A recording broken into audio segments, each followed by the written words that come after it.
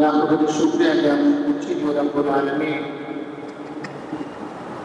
পবিত্র শাওয়াল মাসের প্রথম জুমার দিনে আমাদেরকে আল্লাহর ঘরে আসার তৌফিক দান করেছেন। কিছু যিনি আলোচনা শোনার সুযোগ আমাদেরকে দিয়েছেন, সেই মহান রব্বুল আলামিনের দরবারে শুকরিয়া আদায় করছি। সকলে বলি আলহামদুলিল্লাহ। সম্মানিত হাজিরিন, আমরা পবিত্র রমাদান মাসের পুরো 2 মাস সিয়াম পালন করেছি। তারাবিহ নামাজ, কিয়ামুল লাইল, কোরআন তেলাওয়াত, জিকির আসকার, তাসবিহ তাহলিল থেকে শুরু করে আমরা বিভিন্ন নেক আমলের ভিতরে রমজান মাস অতিবাহিত করার চেষ্টা করেছি। আমাদের অনেক ভাইয়েরা যারা শেষের 10 দিন ইতিকাফ করেছেন, তো আল্লাহ তাআলার কাছে আজকের শাওয়ালের প্রথম জুমার দিনে আমরা এই ফরিয়াদ করব, আল্লাহ তাআলা যেন আমাদের রমাদানের সমস্ত আমলগুলো আল্লাহ কবুল করে নেয়। সকলে বলি আমিন। কারণ হলো, আবার 1 বছর পরে আমরা রমাদান পাবো কিনা, আমরা সিয়াম পালন করতে পারবো কিনা রমাদান মাসে, আল্লাহ তাআলাই ভালো জানেন। আমাদের একটা মুহূর্তের জীবনের কোনো গ্যারান্টি আমরা দিতে পারি না। তো এই কারণে আমরা যারা আল্লাহর ইমানদার বান্দা হিসেবে আল্লাহ তাআলার বিধানগুলো পালন করার চেষ্টা করছি, আপনাদেরকে আলোচনার সূত্রে অনুরোধ করবো যে আসুন, আমরা রমাদান মাস শেষ হয়ে গেছে, আমাদের আমলগুলো যেন শেষ হয়ে না যায়। রমাদান মাস শেষ হয়েছে, এই জন্য আমাদের কোরআন তেলাওয়াত যেন বন্ধ না হয়। রমাদান মাসের রোজাগুলো ফরজ ছিল, ঠিক না? রমাদানের ফরজ রোজা ছাড়াও আরো অনেক গুরুত্বপূর্ণ রোজা আছে না নাই? আছে। বিশেষ করে আল্লাহ রাসূল সাল্লাল্লাহু আলাইহি ওয়াসাল্লাম ইরশাদ করেছেন, আবু আইয়ুব আনসারী রাদিয়াল্লাহু তাআলা হাদিসটা বর্ণনা করেছেন, মান সামা রমাদানা সুম্মা আতবা'াহু সিত্তান মিন শাওয়াল কানা কাসিয়ামিদ দাহর। সুবহানাল্লাহ। আল্লাহর হাবিব সাল্লাল্লাহু আলাইহি ওয়াসাল্লাম বলেন, মান সামা রমাদানা, যারা রমাদান মাসের সিয়াম পালন করবে, অর্থাৎ রমজান মাসের রোজা ছিল ফরজ, সুম্মা আতবা'াহু সিত্তান মিন শাওয়াল, এরপরে আবার শাওয়াল মাসে 6টি নফল রোজা পালন করবে। আল্লাহ রাসূল সাল্লাল্লাহু আলাইহি ওয়াসাল্লাম ইরশাদ করছেন, কানা কাসিয়ামিদ দাহর, সে যেন সারা বছরই রোজা রাখে। সুবহানাল্লাহ। তাহলে আমরা এই শাওয়াল মাসের, যদিও আজকের প্রথম জুমা, প্রায় 6 দিন আমাদের কাছ থেকে অতিবাহিত হয়েছে। আমরা গত শনিবারে ছিল শাওয়ালের 1 তারিখ, সে কারণে হয়তো আমাদের মধ্যে অনেকেই শাওয়ালের রোজা শুরু করেছে, 2-4টা হয়ে গেছে। আমরা চেষ্টা করব যে এই শাওয়াল মাসের মধ্যেই আমরা যেন শাওয়ালের 6টি রোজা হাদিসের আলোকে আমরা পালন করতে পারি। আল্লাহ তাআলা সেই তৌফিক আমাদের নসিব করুন। সকলে বলি আমিন। কারণ হলো, এই রোজাগুলো নফল রোজা হলেও এর ফজিলত অনেক বেশি, এর তাৎপর্য অনেক বেশি। আরেকটি বিষয় হলো যে আমরা এই রোজার যে ধারাবাহিকতা, এটা আমাদের মধ্যে অব্যাহত থাকবে। বিশেষ করে সপ্তাহের সোমবার, বৃহস্পতিবার আল্লাহ রাসূল সাল্লাল্লাহু আলাইহি ওয়াসাল্লাম সিয়াম পালন করেছেন। আমরা ইচ্ছে করলে সপ্তাহে সোমবার, বৃহস্পতিবার সিয়াম পালন করতে পারি। প্রতি আরবি মাসের 13, 14, 15 এই 3 দিন রোজার অনেক তাৎপর্য ফজিলত। আমরা আরবি মাসে এই 3 দিন আইয়ামে নিজের রোজা আমরা পালন করতে পারি। আমরা 10ই মুহররম আশুরার একদিন আগে পরে মিলাই আমরা 2 দিন সিয়াম পালন করতে পারি, অনেক সওয়াব। আমরা আরাফার দিনে সিয়াম পালন করতে পারি, অনেক সওয়াব। এভাবে রমাদান মাস ছাড়াও যেই রোজাগুলো আল্লাহ রাসূল সাল্লাল্লাহু আলাইহি ওয়াসাল্লাম রেখেছেন, সাহাবায়ে কেরাম রেখেছেন, সেই রোজাগুলো আমরা পালন করার চেষ্টা করব ইনশাআল্লাহ। আমরা যতটুকু সুযোগ আছে নেক আমল করার চেষ্টা করব, এই কারণে যে আমরা জানি না যে আমাদের মৃত্যুর সময়টা কার কখন চলে আসবে, এটা আমাদের কারো জানা নেই। পৃথিবীতে সবচেয়ে সহজ হলো মৃত্যু, এর চেয়ে সহজ কিছু নেই। সহজ বলা এর মানে হলো যে আপনি কল্পনাই করতে পারবেন না যে আপনার কখন মৃত্যু হবে। এই আমাদের হাতের সাথে একদম লিটন হাওলাদার এই পাশেই আমাদের মসজিদের দক্ষিণ পাশে, তো শুয়ে আছে, তার পাশে একজন টিভি দেখতেছে, সে মারা গেছে, খবর নেই। পাশের লোকটাও জানে না, সে বসে বসে টিভি দেখছে, জানে না যে তার পাশের লোকটা মারা গেছে।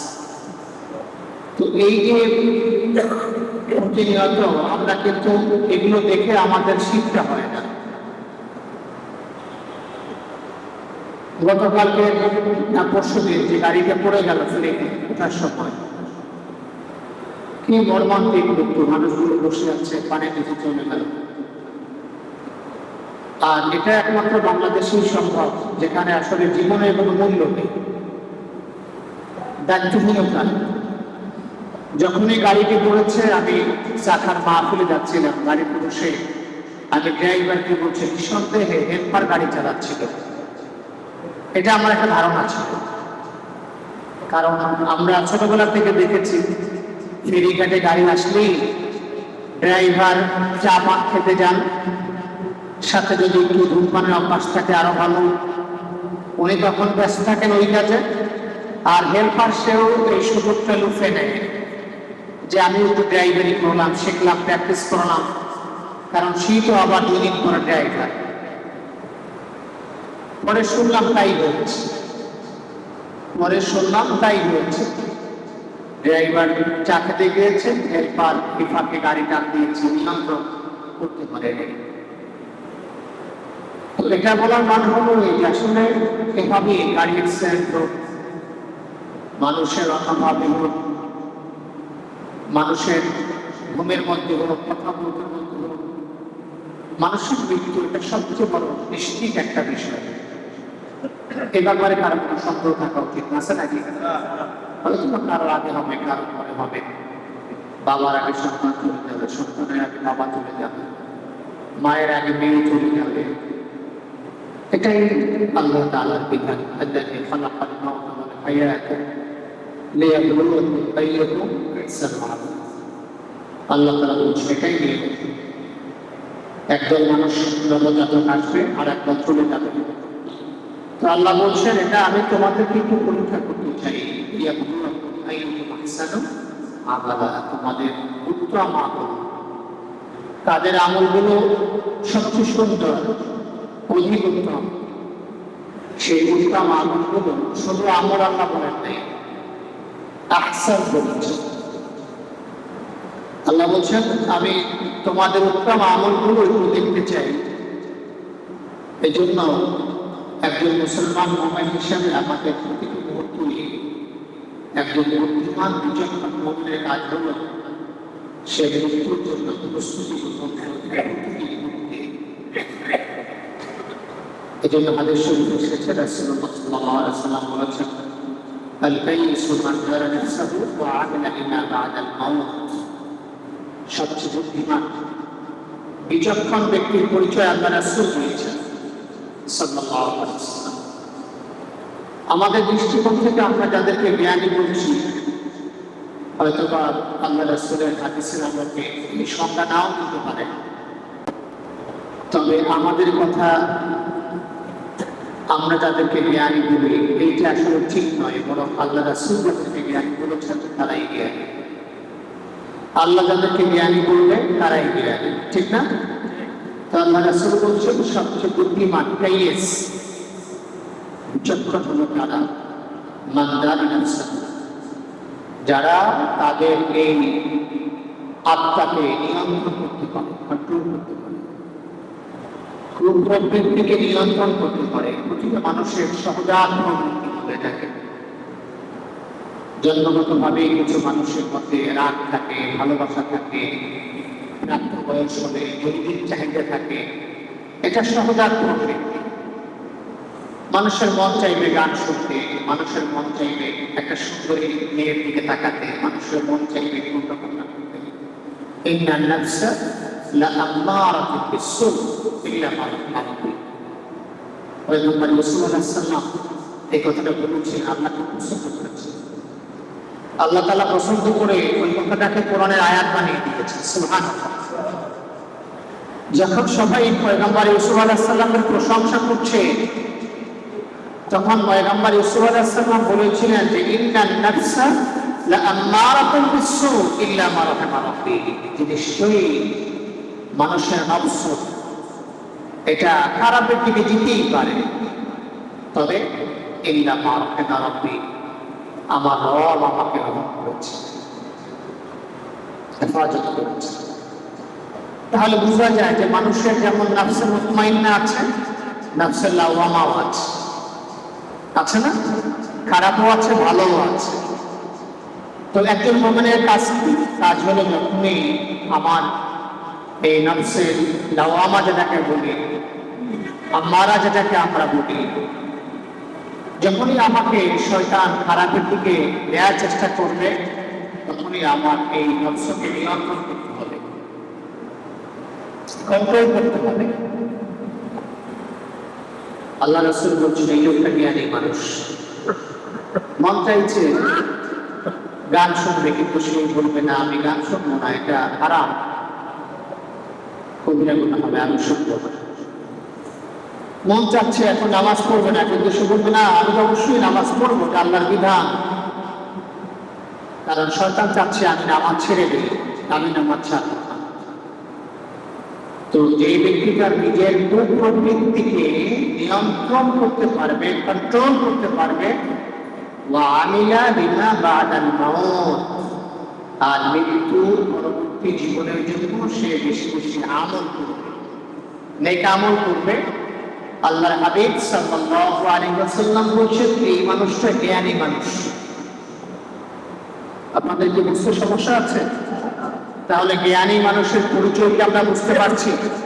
আমরা তো স্বাভাবিক সমাজে এদেরকে জ্ঞানী বলি না, এরা হলো সমাজের বোকা মানুষ, কিচ্ছু বুঝে না, ডান বাম বুঝে না। এদেরকে আমরা বিভিন্ন ভাবে সংজ্ঞায়িত করি, বরং যারা অনেক পলিটিক্যাল মানটা জানে, জায়গা জুড়ে খুব ভালো বোঝে, জাল জুড়ে খুব ভালো করতে পারে, দুনিয়ার এই সমস্ত পাগলামির উপরে খুব অভিজ্ঞতা আছে, তাদেরকে আমরা খুব ট্যালেন্ট মনে করি, বুদ্ধিমান মনে করি, বিচক্ষণ মনে করি। এরা করছেন আপনারা? আল্লাহ রাসূল বলছেন না, তারা আসলে জ্ঞানী না। জ্ঞানী হলো সে যে নিজের নফসকে নিয়ন্ত্রণ করতে পারে এবং পরকালের জন্য, মৃত্যুর পরের জীবনটাকে সুন্দর করার জন্য যে উত্তম আমল করতে পারে, সেই হলো সুবহানাল্লাহ। অপরদিকে আল্লাহ রাসূল বলছেন ওয়াল আজিজু মান ইত্তাবা নাফসাহু হাওয়াহা ওয়া তামান্না আলাল্লাহ, আর সবচেয়ে বোকা, বড় অক্ষম, আজিজ, যার মন যা চায় সেটাই করে, মানে ইত্তাবা নাফসাহু হাওয়াহা, তার কুপ্রবৃত্তি অনুসরণ করে। মন চাইছে এখন মদ পান করবে, সে মদ পান করে নেশাগ্রস্ত হয়ে পড়ে আছে, মাতলামি করছে। মন চাচ্ছে সে খারাপ কাজ করবে, অন্যায় করবে, করছে। ঘন্টা পর ঘন্টা বসে মোবাইলে পর্নোগ্রাফি দেখছে, খারাপ ছবি দেখছে, যা ইচ্ছে তাই করছে, কারণ মন চাচ্ছে। আল্লাহ রাসূল বলছেন এরা বোকা মানুষ, আসলে জ্ঞানীরা, বুদ্ধিমান না। ওয়া তামান্না আলাল্লাহ, তারা করবে অন্যায় কাজ, আল্লাহর কাছে আশা করবে অনেক বেশি। এটা মুমিনের স্বভাব নয়, এটা কাফেরদের স্বভাব। সূরাতুল মাআরিজের আপনার তাফসীর করে দেখবেন, আল্লাহ তাআলা সেখানে বলছেন যারা পাপী, যারা গুনাহগার, তারা সারা জীবন গুনাহ করেছে, নাফরমানি করেছে, কিন্তু কিয়ামতের দিন নিজের গুনাহের কারণে নিজের পানিশমেন্ট নিতে চাইবে না। অন্যায় করেছে সে, সারা জীবন সে নাফরমানি করেছে, গুনাহের কাজ করেছে, পাপের কাজ করেছে, কিন্তু কিয়ামতের দিন যখন তাকে পানিশমেন্ট দেওয়ার জন্য ফয়সালা হয়ে যাবে, সে তো জাহান্নামের আসামি হয়ে যাবে, ঠিক না? তখন সে কিন্তু জাহান্নামে যেতে চাইবে না।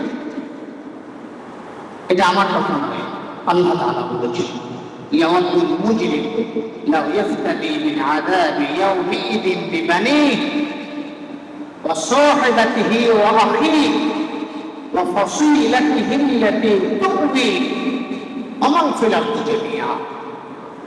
একজন মুজরিম, মুজরিম বুঝেন আপনারা? মুজরিম মানে হলো পাপী, নাফরমান। ইয়াওয়াদুল মুজরিম, একজন পাপী চাইবে, নাফরমান চাইবে, কারণ দুনিয়ায় বসে তো অনেক বাহাদুরি করেছে, মনে করছে এটাই একমাত্র জীবন। তো কিয়ামতের ময়দানে গিয়ে দেখবে চিত্র সম্পূর্ণ ভিন্ন, বিভীষিকাময় অবস্থা, কঠিন এক অবস্থা। কেউ কারো খবর দিচ্ছে না, হতাশ হয়ে যাবে, ফ্রাস্ট্রেট হয়ে যাবে। তখন সে আল্লাহর কাছে বলবে, সে চাইবে এবং আল্লাহর কাছে সেটা দাবি করবে, আল্লাহ আমার সন্তান, আমার স্ত্রী, আমার ভাই, আমার আত্মীয় স্বজন আমার ফিরাতে যাবে, জমিনে যা আছে প্রয়োজনে সব তুমি জাহান্নামে নাও, সুম্মা ইউনজি, তারপরেও সে নিজেকে সে রক্ষা করতে চাইবে। বুঝতে পেরেছেন? এখন দেখুন, এটা কোনো বুদ্ধিমান মানুষের কাজ বলেন? আদাও কোনো পড়াশোনা আমি করলাম না, কোনো প্রিপারেশন আমার নেই। গতকালকের মাহফিলে অনেক ছেলেরা দোয়া চাচ্ছে, রাজাপুর পিংড়িতে মাহফিল ছিল, একদম মেন রোডের সাথে। তাই বললাম ভালো দোয়া তো অবশ্যই করি, দোয়ার সাথে সাথে তোমাদের দাওয়া যেটা, ভালো পড়াশোনা করতে হবে, প্রিপারেশন কি ভালো নিয়েছো? তো হাসতেছে। আমি বললাম ভালো প্রিপারেশন নাও, এরপরে দোয়া চাও, তাইলে ওই দোয়াটা ফলপ্রসূ হবে। বিবাহ করে তারপর বলতে হবে হুজুর একটা নেককার সন্তানের জন্য দোয়া করেন, তাইলে হয়তো তোমার নেককার সন্তান পাওয়া যাবে। বিয়েই করে নাই, নেককার সন্তান দেবে কি? নেককার সন্তানের জন্য দোয়া চাওয়া এটা ভালো সুন্নাত। এটা আমাদেরকে পয়গম্বর ইব্রাহিম আলাইহিস সালাম শিখিয়েছেন, রব্বি হাবলি মিনাস সালিহিন। তিনি আল্লাহর কাছে দোয়া করেছেন, আল্লাহ আপনি আমাকে নেককার সন্তান দিন। যদিও বৃদ্ধ বয়স, তারপরেও তার স্ত্রী ছিল, সে বিয়ে করেছে। তো এই জন্য এটা বোঝানোর জন্য বলছি যে আদাও পড়াশোনা নেই, দোয়া চাইলেন, দোয়া করলাম, পরীক্ষাটা পাস হল না, এখলাস হল না, তো বুঝুন কি দোয়া করবো? দোয়ায় তো অ্যাকশন নেই, কাজ হয় নাই। ভাই দোয়ায় তো অ্যাকশন তখন হবে যখন দোয়ার সাথে আপনি যে কারণে দোয়া চেয়েছেন তার তো কাজের মিল থাকতে হবে, ঠিক না? আমি হিসেবে বললাম যে সাউলাক মিলন সাহেব তো আছেন, মাননীয় মন্ত্রী মহোদয়, তোমরা তখন ছিল না, হয়তো অনেক ছোট ছিল, অথবা আসোই নাই দুনিয়াতে। সতর্কতার সাথে পড়াশোনা করো, যা পারো তাই প্রিপারেশন নাও, এটা ভালো। এক এক মানুষ এক একটা গুণ, যার যেটা ভালো সেটা করতে হবে। আমি এই নকলদুরীকরণে আমাদের মাননীয় মন্ত্রী মহোদয় এখন যিনি আছেন, ডক্টর আনাম সাউলাক মিলন, ওনার খুব প্রশংসা করি। কারণ জাতি ধ্বংসের সবচেয়ে যেটা প্রধান কারণ আমাদের বর্তমান প্রজন্মে, সেটা হলো নকল। নকলের কারণেই বাচ্চারা জানে পড়াশোনা করতে হয় না। নকলের কারণে ঘন্টার পর ঘন্টা মোবাইল চালানো মাথায় আসে, কারণ পরীক্ষার হলে গিয়ে লিখতে পারবে, আমাদেরকে স্যাররা হেল্প করবে, অন্যভাবে আমরা সহযোগিতা পাবো, আমরা দেখে দেখে লেখবো, বন্ধুকে দেখে লেখবো। যখন ওই মাথার মধ্যে কাজ করবে যে না আমাকে পড়াশোনা করতে হবে, তখন তো অনেক ঘন্টা পর ঘন্টা সে মোবাইলের পিছনে, ফেসবুকের পিছনে চেকিং করে, এইটা করে সেইটা করে, এটা ওর মাথার মধ্যেই আসবে না। কারণ যদি ওর মাথায় থাকে আমাকে পাস করতে হবে, লিখে নিজেকে পড়ে পাস করতে হবে। এই জন্য যার যেটা ভালো কাজ সেটা খুব প্রশংসা করবেন। আবার যদি অন্যটা বাবাও করে, বাবাকেও বলবেন যে বাবা এটা তো ঠিক হয় নাই, আত্মীয়র সাথে সুন্দর করে বলবেন।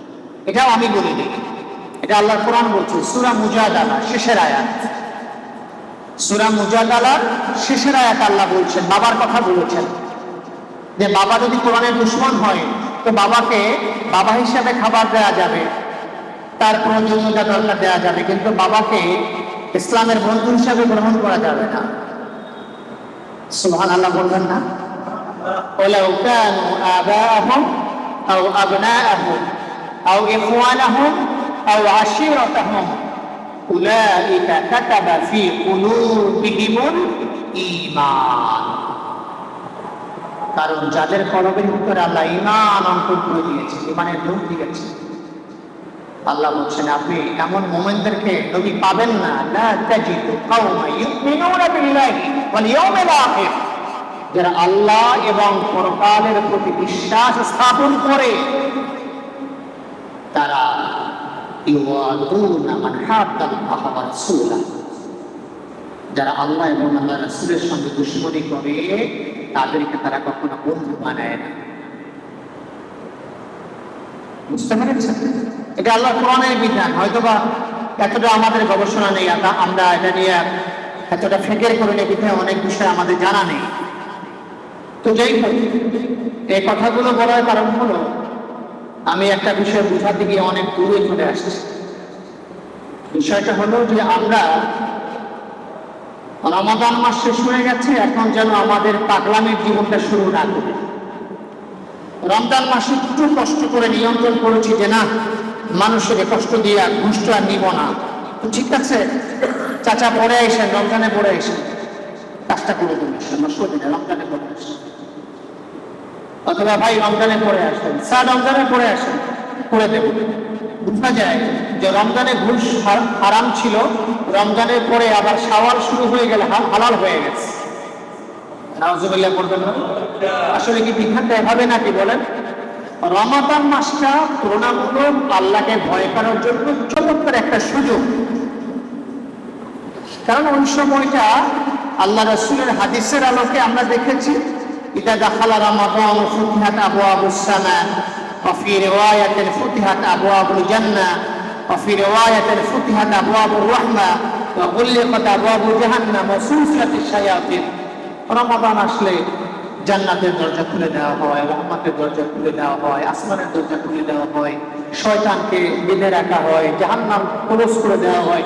তো এই সব মিলে ওই সময়টা আল্লাহর মুত্তাকি বান্দা হওয়ার জন্য একটা চমৎকার সময়, একটা মুখ্যম সময়, এটা একটা চান্স মোমেনের জন্য, ইমানদার বান্দার জন্য।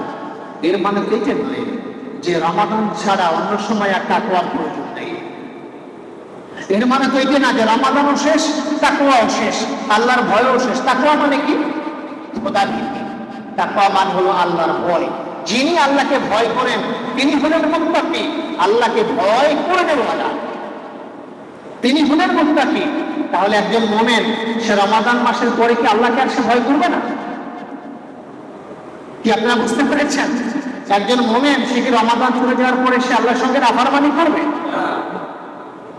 একজন মুমিন সে রমাদানও যেভাবে আল্লাহকে ভয় করেছে, জীবনের প্রতিটি সময় প্রতিটি মুহূর্তে সে আল্লাহকে ভয় করবে। এই জন্য রমাদানেও যেমন তাকওয়া আর অন্যান্য সময়ও জীবনের প্রতিটা ক্ষেত্রেই তাকওয়া। আল্লাহ বলছে তোমাদের মধ্যে সবচেয়ে আমি আল্লাহর কাছে তার সম্মান বেশি, তার ইজ্জত বেশি, তার ইন্না আকরামাকুম ইনদাল্লাহি আতকাকুম। আল্লাহ বলছেন নিশ্চয়ই তোমাদের মধ্যে আল্লাহর কাছে সেই অধিক সম্মানিত। কে বলছেন? কে বলছেন? আল্লাহ বলছেন আতকাকুম, তোমাদের মধ্যে যে বেশি আল্লাহকে ভয় করে মুত্তাকি। সুবহানাল্লাহ। সময় তো হাজিরিন, এই কারণে আমরা আলহামদুলিল্লাহ রমাদান মাসে অন্যান্য মাসের তুলনায় জামাতে নামাজের প্র্যাকটিসটা আমাদের ভিতরে বেশি ছিল। এটা বাস্তবতা আমরা দেখেছি। আমরা দেখেছি বিভিন্ন স্কুল, কলেজ, বিশ্ববিদ্যালয় ছেলেরাও ব্যাপকভাবে রমাদান নামাজ পড়েছে। শহরের মসজিদগুলোতে আজানের আগেই গিয়ে বসে থাকতে হতো, আর না হয় জায়গা পাওয়া যেত না। খুবই চমৎকার দৃশ্য, এটা বড়ই আনন্দের। আমি আমার যুবক ভাইরা যারা আছো অন্যান্য ভাইরা যারা আছেন, আমি সকলকে অনুরোধ করব, রমাদান চলে গেছে, আমাদের জামাতে নামাজটা যেন বন্ধ হয়ে না যায়। পারা যাবে না ইনশাআল্লাহ? রমাদানে যেভাবে আমরা প্র্যাকটিস করেছি, লাভ হয়েছে কি যে আমরা জামাতে নামাজ পড়ার প্র্যাকটিসটা ছিল না। তো রমাদানে আমরা একটি মাস কিন্তু আমরা একটা শক্তিশালী ট্রেনিং করেছি, মজবুত একটি ট্রেনিং আমরা গ্রহণ করেছি, ঠিক না? এক মাসের ট্রেনিং, এটা তো কম না, পুরো 30 দিন। এবার তো আমরা 30 দিন রোজা পালন করেছি, ঠিক না? তো 30 দিন কিন্তু আমরা প্র্যাকটিস করেছি কিভাবে নিজেকে নিয়ন্ত্রণ করতে হয়, কিভাবে জামাতের সাথে নামাজ পড়তে হয়, কিভাবে সবর করতে হয়, কিভাবে সহকর্মীকে জ্ঞাপন করতে হয়, কিভাবে সকাল থেকে সুবহ সাদেক থেকে সূর্যাস্ত পর্যন্ত খাবার না খেয়েও খুব প্রশান্ত হৃদয়ে কাটানো যায়। এটা কিন্তু আমরা প্র্যাকটিস করেছি, ঠিক না? এখন আমাদের লাভ হয়েছে কি যে 1 মাসের এই প্র্যাকটিসটাকে যদি আমরা বাকি 100 ভাগ আমরা আল্লাহর প্রিয় বান্দা হতে পারবো। এছাড়াও আরেকটি বিষয় হলো যে আমরা যদি এখন যা ইচ্ছে তাই করি, আল্লাহর কাছে আমাদের জবাবদিহিতা আছে না? কি বলো, জবাবদিহিতা আছে না? জবাবদিহিতা আছে। এবং কিয়ামতের ময়দানে আমরা যাই করি, বিশ্বাস করো আমাদের জীবনের প্রতিটি আমলের জন্য আল্লাহর কাছে জবাব দিতে হবে। আল্লাহ তাআলা বলছেন, বান্দা তুমি কি মনে করেছো আফাহাসিবতুম আন্নামা খালাকনাকুম আবাসা ওয়া আন্নাকুম ইলাইনা লা তুরজাউন। আল্লাহু আকবার। অনেক কঠিন সতর্ক করে দিয়েছেন আল্লাহ তাআলা। আল্লাহ বলছেন, বান্দা আফাহাসিবতুম, তুমি কি এটা ধারণা করেছো, তুমি কি এটা মনে করেছো আন্নামা খালাকনাকুম আবাসা, যে নিশ্চয়ই আল্লাহ তাআলা, আমি আল্লাহ তোমাদেরকে বিনা কারণে এমনিতে শুধু শুধু আমি সৃষ্টি করেছি। আন্নাকুম ইলাইনা লা তুরজাউন, তোমরা কি আমার কাছে আর ফিরে আসবে না? চিন্তা করেছেন আল্লাহ কি বলেছেন? এর মানে আমাদেরকে সতর্ক করেছেন, শোনো আমি তোমাদেরকে বিনা কারণে অনর্থক আমি তোমাদের সৃষ্টি করি নাই। তোমাদের কাঁধে অনেক বড় দায়িত্ব আমি দিয়েছি, তোমাদেরকে আমি খলিফা করে, রিপ্রেজেন্টেটিভ করে বিশাল উম্মতের দায়িত্ব তোমাদের কাঁধে দিয়েছি।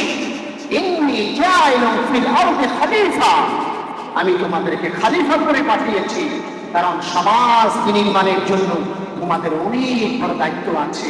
আর এই কারণেই ফেরেশতার চাইতে আল্লাহ তাআলা মানুষের দাম বাড়ায় দিয়েছেন। সুবহানাল্লাহ। ফেরেশতা তো অটোমেটিক, সে ইচ্ছা করলেও সে নামাজ ছাড়তে পারবে না, ইচ্ছা করলেও আল্লাহর সাথে নাফরমানি করতেই পারবে না, সুযোগ নাই। কিন্তু আমাদের সুযোগ আছে, কিন্তু আমরা নাফরমানি করি না। সুযোগ আছে কিন্তু আমি নামাজ ছাড়ি না। সুযোগ আছে আমি মিথ্যা বলি না। সুযোগ আছে আমি বিবাদ করি না।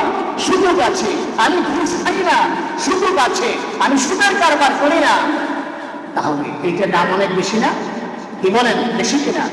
আল্লাহ তাআলা বলছেন, বান্দা এটা মাথায় রাখতে হবে, আমি তোমাদেরকে একটা টার্গেট নিয়ে সৃষ্টি করেছি, তোমাদের উপর বিশাল একটা দায়িত্ব দিয়েছি। এই কোরআনের শ্রেষ্ঠ আমানত আমি তো আসমানের কাছে দিয়েছিলাম, তারা বহন করার সাহস করে নেই। আমি জমিনের কাছে দিয়েছিলাম, তারা বহন করার সাহস করে নেই। আমি পর্বতমালার কাছে দিয়েছিলাম, তারা বহন করার সাহস করে নেই।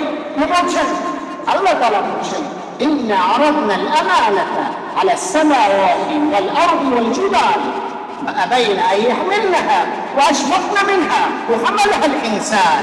আল্লাহ বলছেন সেই কোরআন মানুষ, সুবহানাল্লাহ, এই কোরআন কারা বহন করেছে? মানুষ বহন করেছে। তাহলে আমাদের দায়িত্ব আছে না? দায়িত্ব যদি পালন করি আল্লাহর কাছে আমাদের জন্য পুরস্কার আছে না নাই?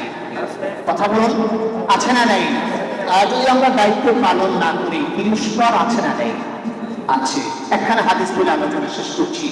রাসূল করিম সাল্লাল্লাহু আলাইহি ওয়াসাল্লাম বলেন, লা তাজুলু কদামা ইবনি আদম ইয়াওমাল কিয়ামাতি মিন ইনদি রাব্বিহি হাত্তা ইউসআল আন খামসিন, আন উমরিহি ফীমা আফনাহু ওয়া আন শাবাবিহি ফীমা আবলাহু ওয়া আন মালিহি মিন আইনা ইকতাসাবাহু ওয়া ফীমা আনফাকাহু ওয়া মাযা আমিলা ফীমা আলিম।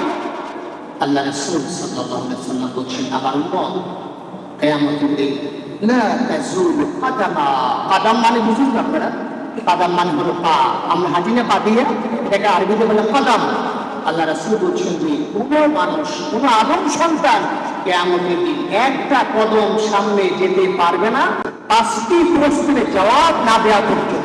কয়টি প্রশ্ন? হাদিসখানা পড়ে আলোচনা বিশেষ করব। 5টি প্রশ্নের জবাব না দেওয়া পর্যন্ত সে কিয়ামতের দিন একটা কদম সামনে যেতে পারবে না। 1 নাম্বার প্রশ্ন হলো আন উমরিহি ফিমা আফনাহু, তার গোটা জীবন সম্পর্কে তাকে প্রশ্ন করা হবে।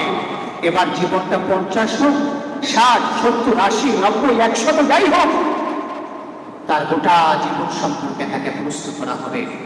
আমাদের কি প্রস্তুতি আছে? আল্লাহ তাআলা আমাদের প্রশ্ন করলে আমরা ইনশাআল্লাহ সঠিকভাবে কি প্রশ্নের জবাব দিয়ে পার পাবো? না, এত সহজ নয়, অনেক কঠিন। এই জন্য আমরা দোয়া করি না, আল্লাহ বিনা হিসাবে তুমি জান্নাত দিয়ে দাও, কারণ হিসাব দিয়ে যাওয়ার মতো শক্তি আমাদের নেই। সম্মানিত হাজিরিন, 2 নম্বরে আল্লাহ রাসূল বলেছেন ওয়ান শাবাবিহি ফিমা আফনাহু, আমার যুবক ভাইয়েরা, বিশেষ করে যৌবনের সময়টা সম্পর্কে আল্লাহর কাছে জবাবদিহিতা আছে, জবাবদিহি করতে হবে। অত্যন্ত ইম্পর্টেন্ট একটা সময় হলো মানুষের যৌবনকাল। আল্লাহ রাসূল গনিমত করেছেন, গনিমত। আল্লাহ রাসূল বলেছেন 5টি জিনিসকে গনিমত মনে করো, 5টি জিনিসের মধ্যে এর মধ্যে নাম্বার 1 নম্বরে বলেছেন শাবাবাকা ক্বাবলা হারামিক, তোমার যৌবনের সময়কে গনিমত মনে করবে, তুমি বার্ধক্যে পৌঁছার করবে। সুবহানাল্লাহ। 1 নম্বরে বলেছেন শাবাবাকা ক্বাবলা হারামিক, তোমার যৌবনের সময়টা খুবই গুরুত্বপূর্ণ, তোমার বার্ধক্যে পৌঁছার করবে। সম্মানিত ভাইরা, এই জন্য যৌবনকাল সম্পর্কে আল্লাহর কাছে জবাবদিহি করতে হবে। এছাড়া সামনে একটা কথা যা যাবে না, আল্লাহ রাসূল বলেছেন সুযোগ নেই। 3 নম্বরে ওয়ান মালিহি মিন আইনা ইকতাসাবাহু, মানুষের সম্পদ সম্পর্কে প্রশ্ন করা হবে। সম্পদ কোন পথে সে উপার্জন করেছে, এটা কি হালাল নাকি হারাম। 4 নম্বরে প্রশ্নের জবাব দিতে হবে ফিমা। 3 নম্বরে হলো ওয়ান মালিহি মিন আইনা ইকতাসাবাহু, 4 নম্বরে ফিমা আনফাকাহু, সম্পদ সে কোন পথে ব্যয় করেছে, আয় করেছে কোন পথে, ব্যয় করেছে কোন পথে, আল্লাহর কাছে হিসাব দিয়ে দিবে। 5 নম্বরে আল্লাহ রাসূল বলেছেন মাযা আমিলা ফিমা আলিম, সে যেই পরিমাণে দিনের ব্যাপারে অন্যান্য ব্যাপারে তার জ্ঞান ছিল, সে জানতো নামাজ ফরজ, তাহলে কিভাবে তার জ্ঞান ছিল, সে সেই পরিমাণ আমল করতো কিনা, আল্লাহর কাছে আমাদের জবাবদিহি করতে হবে। সম্মানিত হাজিরিন, এই বিষয়গুলো যদি আমরা মাথায় রেখে আমরা আল্লাহ তাআলার একজন নেককার বান্দা হওয়ার জন্য আমল করতে থাকি, আল্লাহ রাসূল বলছেন তাহলে আমরাই আসলে বুদ্ধিমান জ্ঞান। আসলে আমরা রমাদান মাস অতিবাহিত করেছি, শাওয়াল মাসের আজকে প্রথম জুমায়, আজকে আমরা আল্লাহ তাআলার কাছে দোয়া করব, আমরা শপথ নেব যে আল্লাহ, আমরা রমাদানে যে আমলগুলো করেছি, আমরা যেন প্রতিটি আমল, কোরআন তেলাওয়াতের আমল, রোজার আমল, জিকির আজকারের আমল, জামাতে নামাজের আমল, কিয়ামুল লাইল, তাহাজ্জুদের আমল, আলহামদুলিল্লাহ অনেক মানুষ, লক্ষ লক্ষ মানুষ তারা তাহাজ্জুদের আমল করেছে রমাদান মাসে। সাহারি খেতে উঠছে, আগে বা পরে 2-4 রাকাত, 6 রাকাত, 8 রাকাত কিয়ামুল লাইল করেছে, তাহাজ্জুদের নামাজ পড়েছে। এখন কি তাহাজ্জুদ বাদ হয়েছে বলেন? না, আমলটা আছে, আছে। তাহলে আমরা কি পারি না ইনশাআল্লাহ আমলটাকে আমরা ধরে রাখবো? এভাবে আমাদের যে আমলগুলো ছিল প্রতিটি আমল ধরে রেখে আমরা যেন আল্লাহর একজন প্রকৃত মুমিন বান্দা হতে পারি, আল্লাহর একজন প্রকৃত ঈমানদার বান্দা হতে পারি, সেই তৌফিক আল্লাহ নসিব করুন সকলে করে আমিন। সম্মানিত হাজিরিন, আমরা আন্তরিকভাবে মোবারকবাদ জানাচ্ছি যে আজকের আমাদের সাথে আমাদের বরিশাল 2 আসনের যিনি মাননীয় সংসদ সদস্য জনাব এস শরফুদ্দিন আহমেদ সাট্টু সাহেব এমপি মহোদয়, তিনি আমাদের মাঝে আছেন এবং নামাজ পড়ছেন। ঈদের সময় থাকার কথা ছিল, কিন্তু খুবই গুরুত্বপূর্ণ একটি কারণে তিনি আমাদের সাথে ঈদের জামাতে শরীক হতে পারেন নাই। আপনাদেরকে আমি তার পক্ষ থেকে শুভেচ্ছা দিয়েছি। ইনশাআল্লাহ আপনারা সকলেই তার জন্য দোয়া করবেন। আল্লাহ তাআলা তার দিলের ভিতরে এই যে সুন্দর একটি আল্লাহর ঘর বানিয়েছেন, একটি সুন্দর হাফিজি মাদ্রাসা বানিয়েছেন। আজকের আমরা নামাজের পরে আমরা যারা বাচ্চাদেরকে নিয়ে আসছেন মরহুমা মালিকা বেগম হাফিজি মাদ্রাসায়, আমাদের এমপি মহোদয়ের মায়ের নামে এই মাদ্রাসাটি উনি করেছেন। আমরা আজকে ইনশাআল্লাহ ইন্টারভিউ নিব। যারা এসছেন একদম এটা ওপেন সিক্রেট, এখানে বসবেন নামাজের পরে, অভিভাবকরাও বসবেন, আপনারাও শুনবেন যে আপনার বাচ্চা কি তেলাওয়াত করে, তাকে কি আমি নিতে পারি, তা নিতে পারি না, তাহলে আপনি দেখবেন যে কোয়ালিফাইড তাকেই তো নিতে হবে নাকি। ইনশাআল্লাহ আজকে নামাজের পরে আপনারা এখানে বসবেন। আমরা আমাদের একটু মহোদয়ের জন্য দোয়া করছি, ওনার নেক হায়াত কামনা করছি, এবং উনি এই দিনী কাজে সমাজ সংস্কারের জন্য, সমাজের কল্যাণের জন্য, মানুষের জন্য, রাষ্ট্রের জন্য, দেশের জন্য যে কল্যাণকর কাজগুলো করার উদ্যোগ নিয়েছেন, আল্লাহ তাআলা ওনার প্রতিটি কাজকে সুন্দরভাবে সফল করার তৌফিক নসিব করার, সকলে পড়ি আমিন। ওয়া আখিরু দাওয়ানা আলহামদুলিল্লাহি রাব্বিল আলামিন। আসসালামু আলাইকুম ওয়া রাহমাতুল্লাহি ওয়া বারাকাতুহু। সুবহানাল্লাহি ওয়া বিহামদিহি।